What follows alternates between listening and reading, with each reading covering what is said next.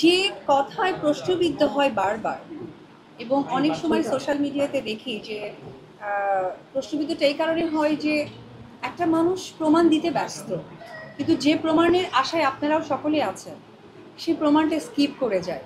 তো তাহলে এমন কোনো কথা আমি আপনাদের সমাজ মাধ্যমে বলে বিতর্ক সৃষ্টি করব না যে বারবার আমাকেই সেখানে আপনারা তীর ছুঁড়ে দেবেন।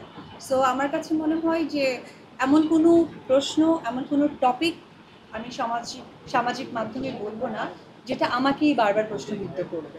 সো আমার কাছে মনে হয় যে সকলেই অনেক বুদ্ধিমান, এবং তার বুদ্ধির জায়গা থেকে এত দূর দূর জায়গাগুলোতে বিলং করে। তাদের শুভ বুদ্ধি হোক, এটাই আমার শুভকামনা হয়। আমি এক কথাই বলবো যে এই যে আপনি একজন সাংবাদিক হয়ে বললেন যে উনি দাবি করছেন, তার মানে আপনি প্রশ্নবিদ্ধ রাখছেন।